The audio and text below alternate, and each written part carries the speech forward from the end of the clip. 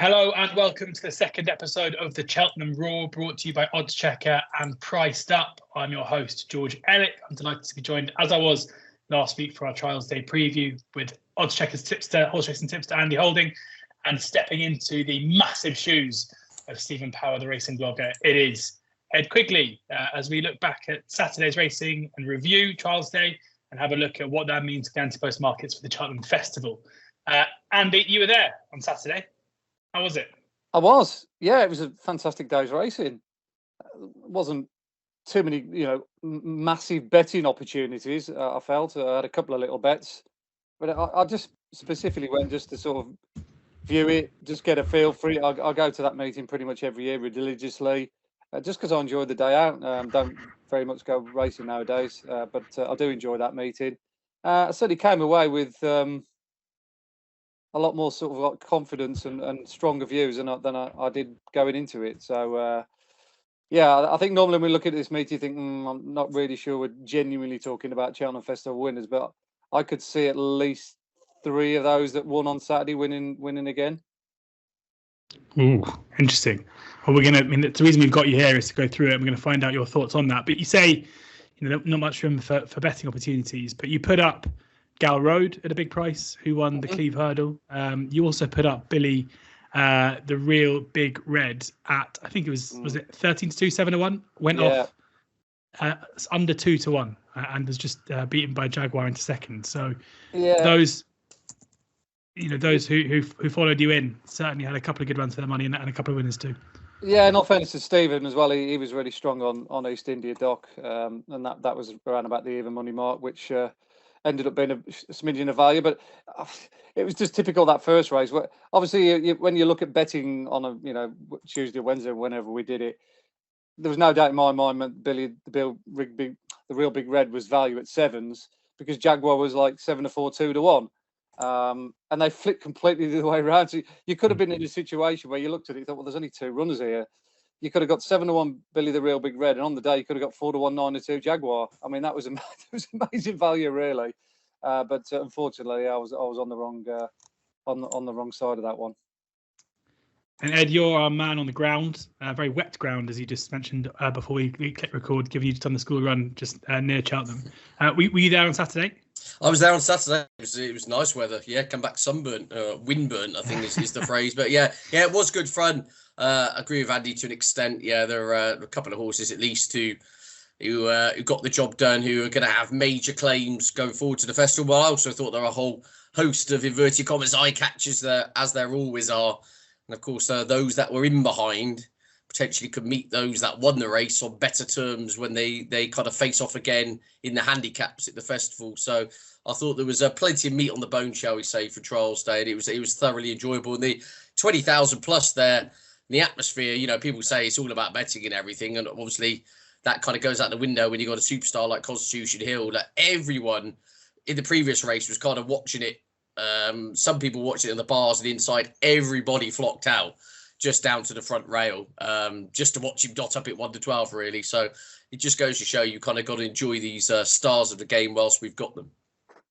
Yeah, and that's where we're going to start in just a second, talking about the International Hurdle and Constitution Hill's win at 12 on, and if we can glean anything from that. But before we do, this show is sponsored by PricedUp. If you haven't got a PricedUp account, you should definitely do so. I have one, and they're very good to deal with. They lay a bet and often give you boosts on the day across different sports as well. And they have two boosts for viewers of this show, which we'll talk through as we go. But two horses for the festival that have been pushed out off the back of the weekend's action. So make sure you stay tuned for those. They are industry best price. So not even matching top price. They are the best in the market.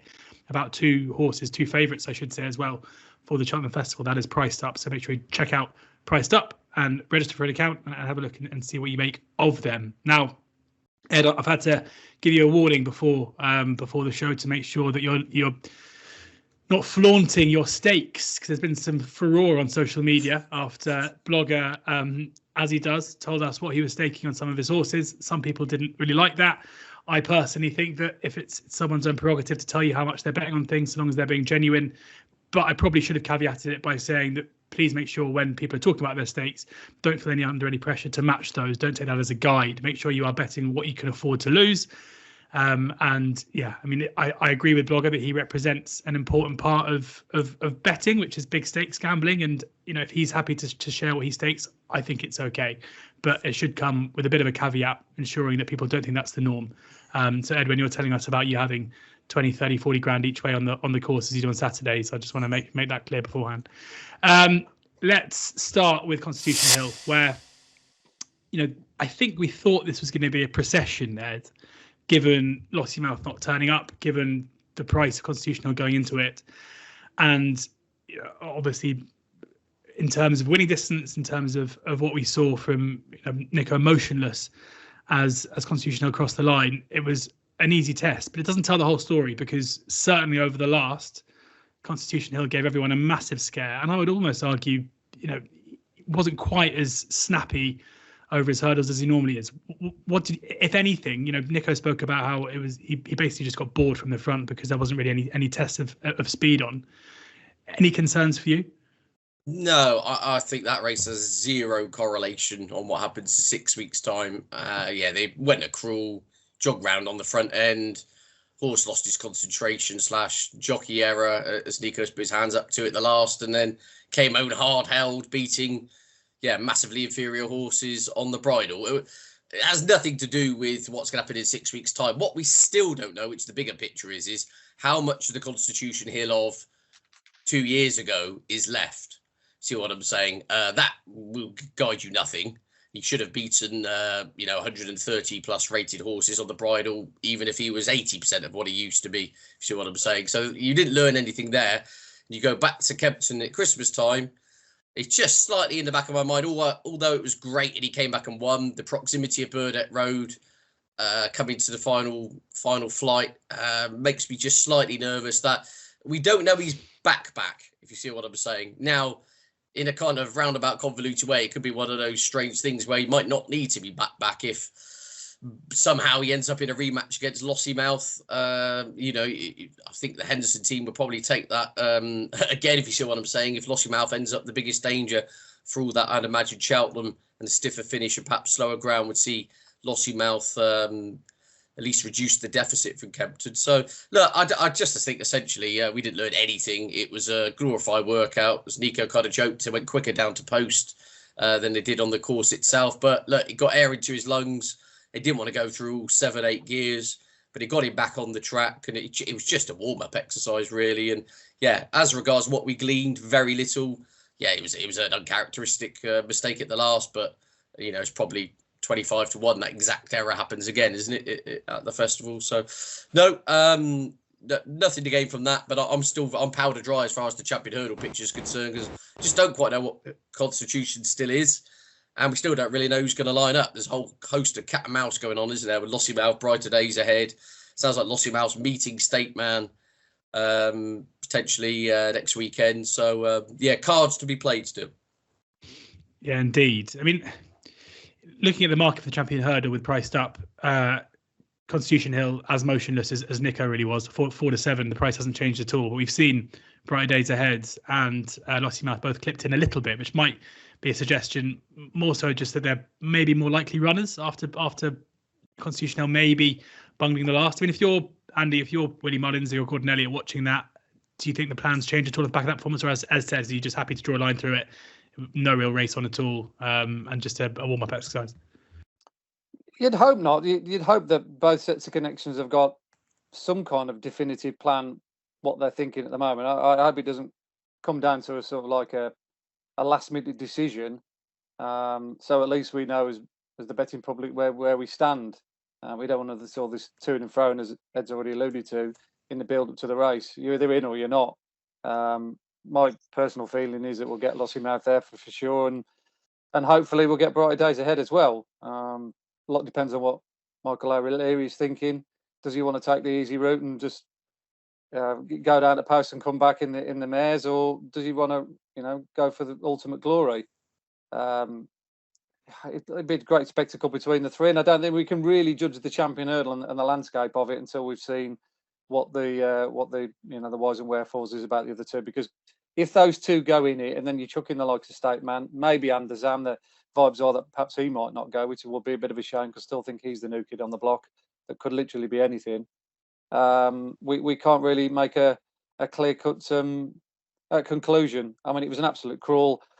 The sort of time figure that he did on Saturday bears no resemblance to what he'll face in the Champion Hurdle. When Ed says that, how can we tell whether Constitution Hill is back, or to sort of use the Mickey Flanagan analogy, is he back? The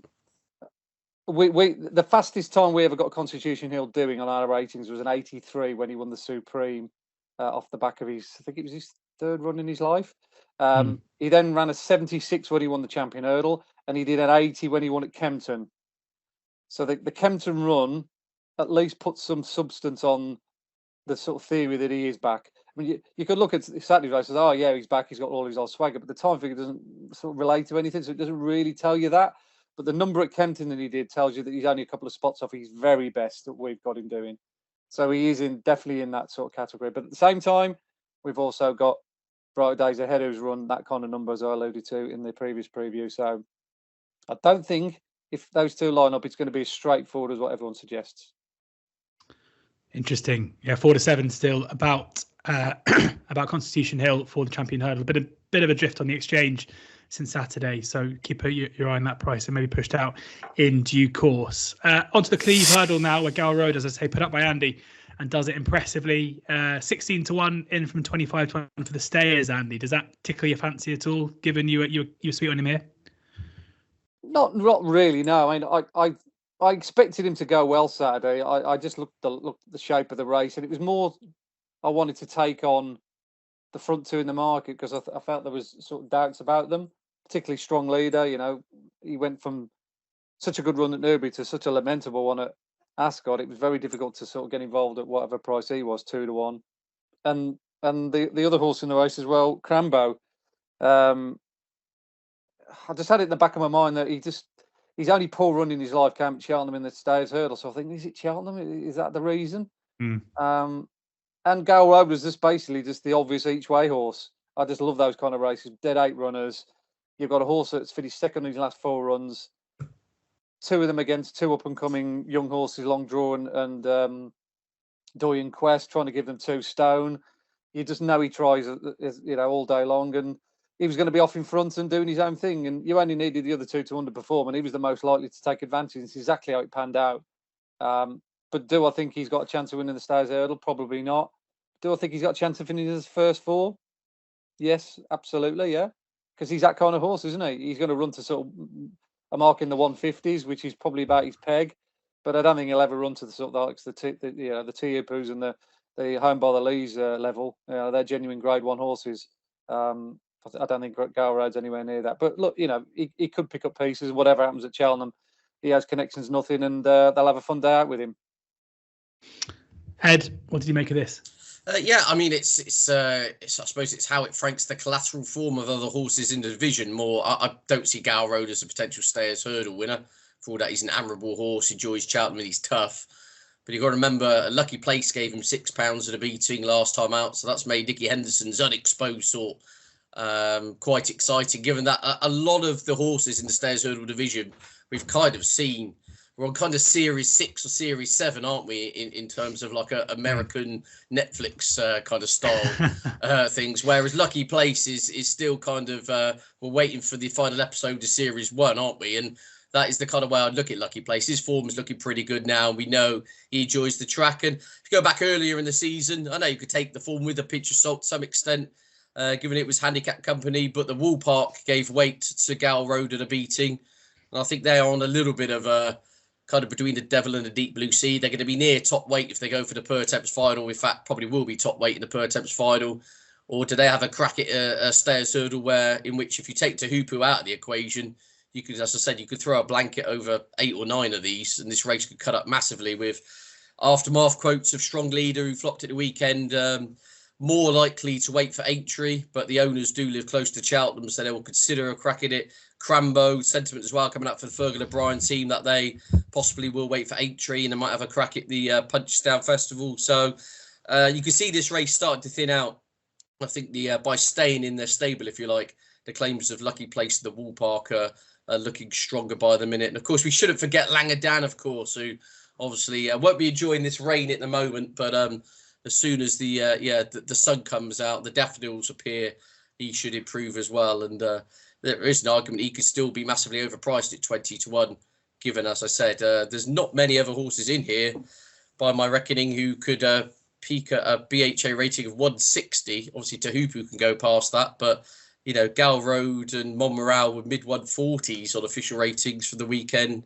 He'd be superior, Langadan, to lots of these. So if you have it in your mind, Langadan can run to 158, 160 or there or thereabouts, and he is a huge player at 20-1 for all that stamina has to be taken on trust. Yeah, Langadan 20-1 for the Stairs Hurdle. That is with PricedUp currently. PricedUp have a boost here for viewers of the show. Tiapu pushed out from 11-10 out to 5-4. That is the best price anywhere about Tiapu. Does that appeal to you, Andy? No, not really. No. Wait to the day and see if it's soft or heavy. That's the other thing as well. I mean, he has got a bit of form on good to yielding in Ireland for that one. Was it Punchestown, wasn't it? But I think the time suggested it was more yielding to soft than good to soft. And I always just read my interview, Robbie Power, straight after the horse came last in the Champion Hurdle. And he said, never run this horse on good ground again. So he absolutely hated it. So if you're a Tahupu fan, you'd be better off steaming in it 4-6 if that's your modus operandi, knowing it's soft to heavy. If you see what I'm saying. So look, yeah, a whole host of things can happen between now and then. But yeah, he's the best horse in the race. But there's a bit of water to go under the bridge between now and then, I'd say.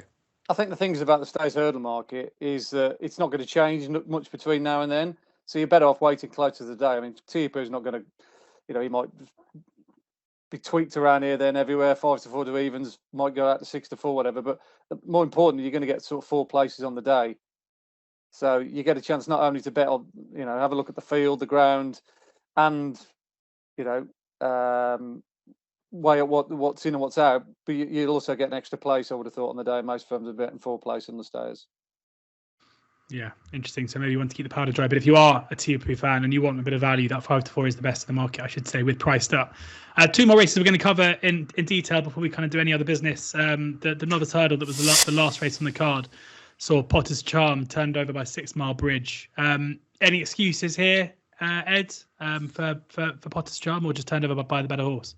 No, yeah, I covered this on a broadcast elsewhere. Like just the alarm bells. I'm not after timing here, but I did say I wouldn't be getting involved at a short price on the day. After he won at Aintree, you listen to the quotes from connections. Forget what's happened on the course and everything. Listen to William Twister Davis. Said Potter's Charm had a really hard race in the form. It was soft ground. It was hard work, and he was tired. And essentially, the quote straight after, "We are going to give him a break now and head straight to the Cheltenham Festival." And suddenly, it kind of 10 days notice before this race, connections are kind of piping up saying, "Oh, we'll keep an eye on it, looking at entries," and then have said, quote, "It's a weak race, we'll give it a go." Like, I'm not privy to the ins and outs of the trading regime down at Guiding Power, but I can only imagine he was let down after Aintree, cooled off a little bit of time on the back burner, and then they brought him back to the track kind of 70-75%, thinking, well, look, it's a good prize, it's Cheltenham experience, he's odds on, we can mop this up en route. And William Twister Davis has come out and held his hands up, said it totally backfired, terrible decision for the assistant trainer, we won't be making mistakes like that again. So he was clearly undercooked to an extent. However, 6 Mile Bridge, clearly an improver. The since going up to 2.5 miles, that seems to have brought about more improvement. It sounds like he will head to either the Turners or the Albert Bartlett, depending on which way connections want to roll the dice nearer the time. But I don't think Potter's Charm will win at Cheltenham, and I didn't think he'd win at the Cheltenham Festival before the race at the weekend. They could have just messed his season up by giving him a hard race again in grueling ground and not really having a lot to kind of take home for it. So I think it was just one of those, but as William Twister Davis has said yesterday in the interviews, didn't he? He said, we regret running him, but that's life and we move on. But he definitely will be much better than that by the time they go to post in the Turners. So he will have to be. But yeah, he's a horse who just, to me, looks more of an old-fashioned chaser than a Turner's Hurdle winner in waiting, personally. So, it was an upset. But, well done to the connections to the winner for causing that upset. It was a smart performance. Yeah, 6 Mile Bridge now 16 to 1 from 40 to 1. We're priced up for the Turners. Potter's Charm out to 12 to 1. So still short in the market, which I guess reflects what you're saying there, Ed, where we can expect to see a very different Potter's Charm come March. Andy, what did you make of the performance of 6 Mile Bridge? Often your speed figures are pretty enlightening when it comes to novice hurdles. How did that stack up with others in the market? Yeah, way below standard. More to the point, they absolutely crawled home from 3 out. 2 out, sorry. They've obviously got a reasonably decent gallop up to that point. Looking at the sort of sectionals from the first in the back straight to 2 out, they were roughly on par with Constitution Hill and East India Dock. And then from that point onwards, you're talking sort of 30 lengths slower. So 6 Mile Bridge had done the damage to Potter's Charm at that point of the track. And Potter's Charm, as Ed said, if he was undercooked, just didn't have the ability to quicken or to outstay the winner. From that point, he was just completely dead on his feet. I think that's probably his season gone now, Potter's Charm, unfortunately. They're going to regret that big time. And, you go back to all the conversations we on social media and, waving the finger at Nicky Henderson, certain trainers for keeping their powder dry with horses and, it's not all about Charm and what have you. But you try to tell the connections of that Potter's Charm now. I bet if they had a chance to rewind time, they definitely wouldn't be interested in mopping up 30 grand at Cheltenham on trials day for the sake of blowing their Turners prospects, because I think that's probably what they've done. Even saying he might have won on Saturday, I still don't think he would have been good enough anyway in my eyes to beat the likes of the Elek, the New Line, and a few others that I think will be thrown into the mix come the DRF. And we've got Cowabunga to talk about as well, which we'll do in any other business as well. It was very impressive I think it was at Fairy House or Punchestown on Saturday. But yeah, going back to the original question, I think Potter's Charm, yeah, he's unlikely to feature at Cheltenham, and 6 Mile Bridge, he'd be a million for me on his 16s. But if somebody offered me 33, I wouldn't back him. Let's talk. We might as well do Cowabunga now, given that we're on the race. 12 to 1 with priced up about Willie Mullins's winner at Fairy House on Saturday in the maiden hurdle. And Andy, you were plenty to like about that performance for you. Yeah, I've put up the yellow clay to win the Turners, but I'm now coming to the conclusion that I think he's probably the one I'm most frightened about, and that includes the New Lion. Certainly time figure wise anyway, we've got Cowabunga's run there over the weekend, right up there with the very, very best novices so far this season. Visually I was watching the race thinking, Christ, these are trapping along a bit. That William Money went a real good gallop. The horse of Henry de Bromhead's, he was second to a nice horse of Willie Mullins the time before, Kate Dory, wasn't it? Kate Duthie, yeah. Yeah, so the form collaterally tied in really nicely. Obviously, Cowabunga was behind Capek de Boer, but if you go back and watch Cowabunga and Capek de Boer that day, respectively, at Leopardstown, when they jumped the hurdle going away from the stands, there was around about 15 lengths difference between them. Capek de Boer jumped it in second, and then Cowabunga was about 15 behind in fourth. He made up an unbelievable amount of ground in that final circuit to only get beat 2 or 3 lengths, staying on the strongest of the two off the last. Basically, he ran the last circuit, ran about 10 lengths quicker than Capek de Boer, which has got to be remembered. And then he went on, to do what he did the other day in an extremely strongly run 2 miles. He's absolutely crying out for further. I know JP's gone and bought the New Lion, but I'm almost saying that he didn't need to buy the New Lion, because I think he's got a serious piece of kit here with his Cowabunga, and he probably didn't realise it until the weekend. So out of the two, the New Lion at 5 to 2, whatever price it is, 9 to 4, Cowabunga 12 to 1. That was a complete no-brainer. He's going to go off under half of those odds on the day. I think he's a serious weapon, that Cowabunga. Yeah, Willie Mullins after the race saying he did it very well, improved nicely for Leopardstown run. He looks to me like a horse that will stay much further. He's entered all the novice hurdles at Cheltenham, but I would think that Turner's novice hurdle is where I'd like to go. So suggestions there, that is where he's planning on going. And Ed, you were impressed with the horse that the runner behind William Money, who's currently 33 to 1 for the Supreme. Yeah, I mean, kind of going by what Andy says, if you're rated the winner highly, William Money, I hear this phrase, he did everything wrong but. And often if you do everything wrong, you get beaten, which is the kind of case. However, he's 33 to 1. That's all right. To try and fast track everything, I'm not convinced there is not a better 2-mile hurdler out there than Salvador Mundi. I just cannot. If he wins the Supreme, good luck to him. But he does everything wrong. He hits everything. He pulls hard. And he's, 7-2 to win a Supreme. William Money. Yeah, exactly. I just think it's one of those funny years. This could be an Ebba Zion type year here, or LeBake, or one of those funny years where something silly happens. William Money has clearly got an engine. He could really tank. His Achilles heel is his jumping. I totally accept that. But I just don't think these small field, soft ground scenarios where he's having to do donkey work are really helping his cause. I could see him on better ground kind of being switched off and allowed to pop away would be much more his bag.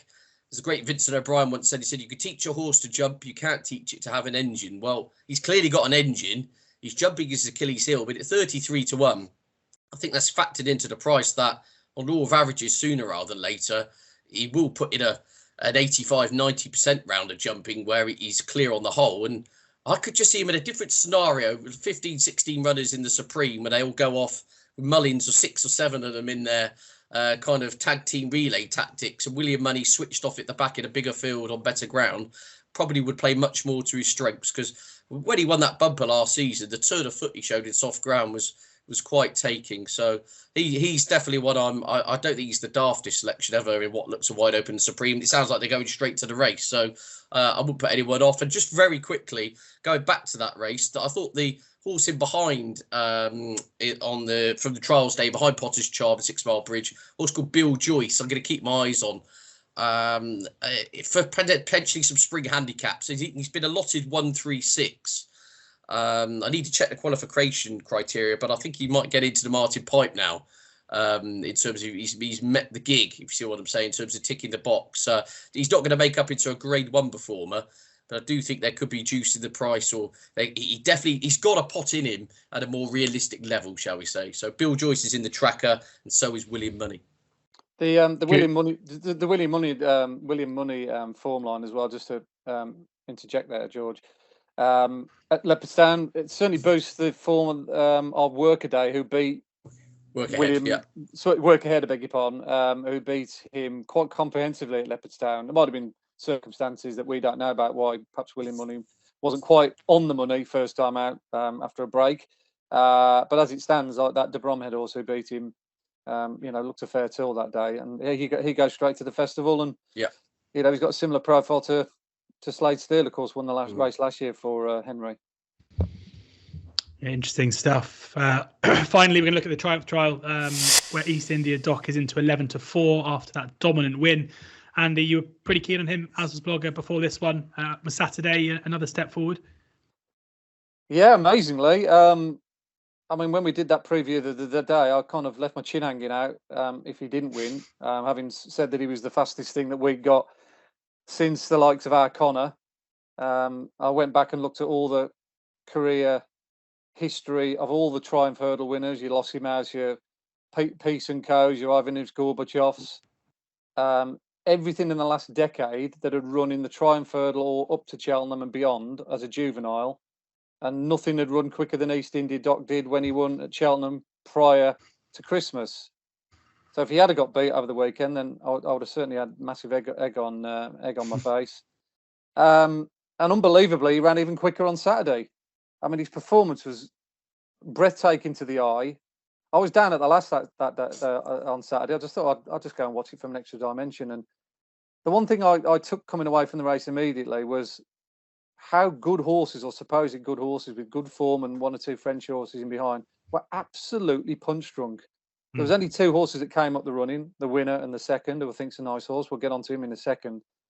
But horses like Terra Firma and Quatuck Park and the Nichols horse, who was well touted from France, and I know Ben Pauling thinks quite a bit of his horse Mambo number 5.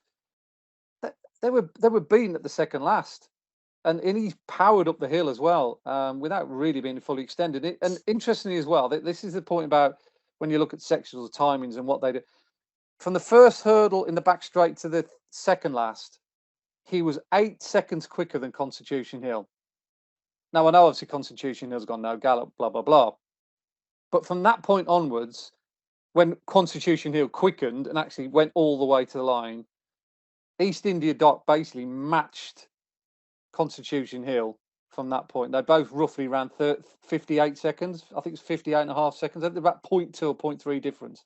So he was basically quickening as well as Constitution Hill from the second last to the winning line, having already run 40 lengths quicker to get to that point. I mean, this is a juvenile as well. I mean, we're talking about on ground that probably might not necessarily have suited him wholeheartedly. Yes, he'd run well on soft ground on the flat, but basically he wants quicker ground. I was absolutely stunned that a few firms straight after the off were still going roughly the same price.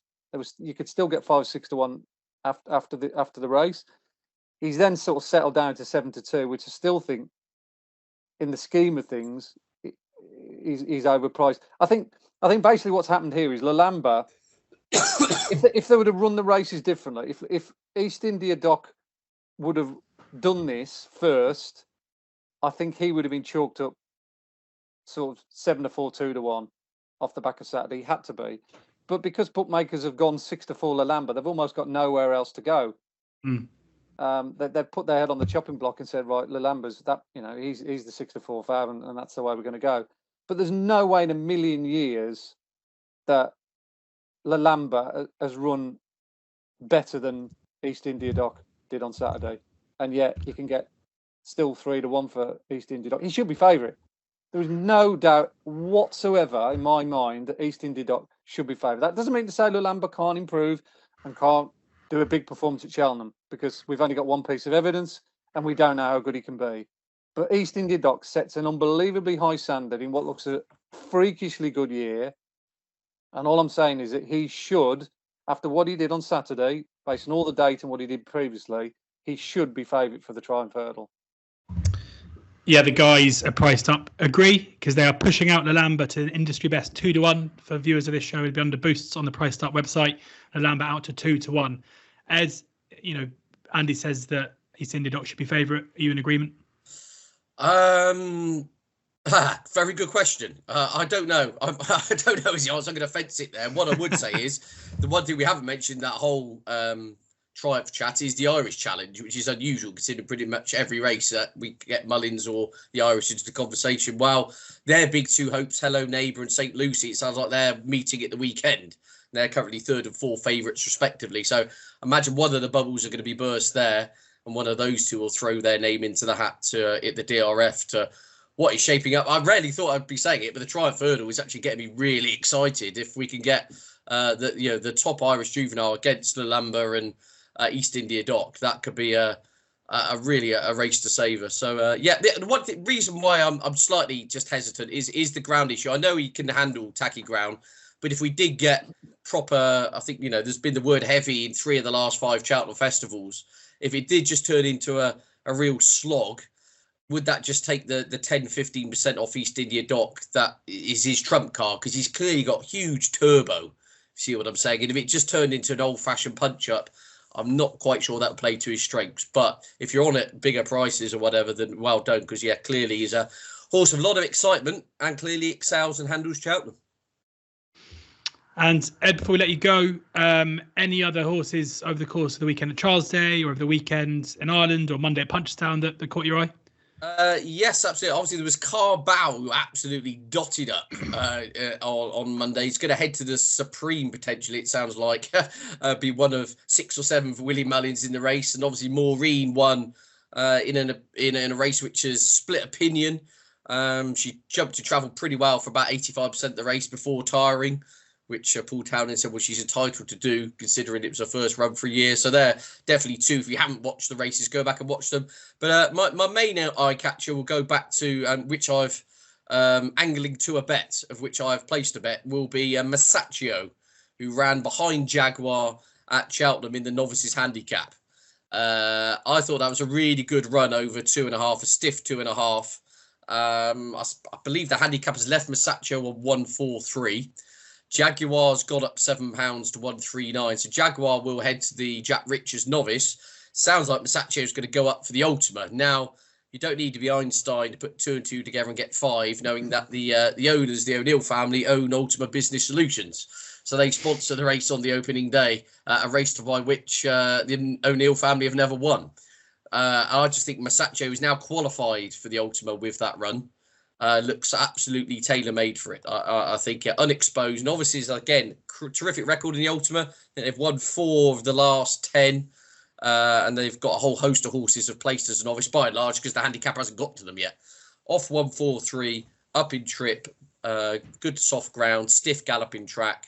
That's tailor-made for him, I think. And his form in defeat against a genuine Grade 1 horse in the Jukebox Man reads pretty well, doesn't it? So, Masaccio for me in the Ultima, I'm very keen on. And I know we haven't even had handicap entries yet, but I'd be surprised if they were looking anywhere else other than that race. And I think Alan King has hinted at it too. Good stuff. Ed, we'll let you go because I know you've got things to do and people to see. I'm just going to ask Andy one more question, but thank you for joining us on the Cheltenham Raw, and we'll see you again soon. Cheers, gents. Take care. Ed. Cheers, Nice, thank you. Andy, before I let you go, let's have a quick chat on Iroko, because there was some analysis of the ride given to Iroko. Some talk afterwards that he might be skipping Cheltenham entirely and going straight for the Grand National. You know, Ed talking there about a horse that's maybe been ridden with a view to the future. What did you make of Iroko's performance on Saturday? Yeah, I reviewed it quite strongly yesterday. I watched the races back on Saturday when I got back, because everything was all fresh in my mind. I felt as though I had to watch it again and do the timing. So I went to bed sort of like, you know, with sort of, I could sleep easier knowing what had gone on. And then I watched it again yesterday, and I went back and watched certain individuals specifically rather than watch the whole race itself. And Iroko's ride was an interesting one, wasn't it? Let's say. I don't think you can put it any other way. I don't think they were necessarily that bothered about winning on Saturday. That seemed to be the sort of general theme coming through from it. So you think, well, what is the target? There's got to be something beyond that, because I don't think Saturday was necessarily his race. If he does skip Cheltenham, then you're looking towards the Grand National, and JP would have a whole host of possibilities for that. I think Corbett's Cross, he's another possible. But I think you've certainly got to have Iroko on your mind for any spring handicap, whichever it might be. If it's not the festival, then the Grand National, because he was a serious eye catcher, and we know that he's a Grade 1 winner over hurdles. He stays really well. He's a 3 mile minimum, isn't he? He's gonna benefit hugely from stepping up in trip. And JP loves winning the National. We don't touch it. And obviously, Maximus last year, it's a race that he's becoming a little bit dear to his heart. But there was a whole host of high catchers. I thought Jaguar was really good. Interestingly, he came home very strongly from 2 out to the line in comparison to Long Press. I mean, Long Press and Stage Star were really trapping on, weren't they? And yet the novices in the first race ran almost 2 seconds quicker from 3 out to the line. So I think Jaguar, Billy the Rear Wig Red, and Ed's selection, Masaccio, have all got to be factored into whatever race they run at Cheltenham. Jaguar may be stepping up in trip. Masaccio may be sticking to the novices race. Talking of the novices race, and this is another horse I'd want to throw into the mix off the back of Sunday, is a horse called Answer to Caife. A horse that, don't forget, was 4th in the Martin Pipe last year, behind Better Times Ahead. It was a very good race. Kiel de Bourbon was in it. Obviously, Waterford Whispers. It was a very, very strong renewal, that was, last year. And Answer to Caife's first 2 runs this season were against Lecky Watson, Slade Steele, and co. at Nace the time before, and first time out against Impere Pass. So basically, he's been running against Grade 1 horses going into a handicap on Saturday. He duly got the job done, won by 15 lengths. He's now gone up from 130, which wouldn't have qualified him to get into that novices race at Cheltenham. He's now gone up to 142, which should perfectly get him in. That looks his next assignment. I think he's been quoted around about 10, 12 to 1, hasn't he, for Cheltenham for that Jack Richards novices race. So he's one very much to include into your sort of portfolio if you're thinking of having a bet anti-post on a Cheltenham race. So yeah, lots of good performances, and to put the icing on the cake, Carbu yesterday was really, really impressive. I mean, he absolutely flew around. He did. I mean, we haven't done the overall time figure yet, but the sectionals I got him doing in comparison to Moorheen were ridiculously good. So another one which we can throw into what's now becoming a little bit of a spicy supreme, and I never thought I'd say that about 2 or 3 weeks ago. Yeah, indeed. And I mean, Carbu 20-1 for the Supreme as it stands right now, which seems a fair price. Maheen is into favourite for the mare's Novice now at 5-2. Yeah, I mean she was okay, Maheen, but that again was a bit of an overreaction. It was a bit of a Salvatore Mundi job attached to that.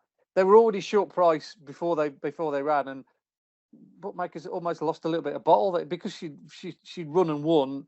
The reaction is almost like, oh, it's just an excuse to cut them another couple of points. Where really you're thinking there was no real substance to it. The time was slow. The sectionals were bad. She didn't come home overly strong. I mean, she just got the job done and beat some horses that she should have beaten. So I don't really see what she did was that spectacular.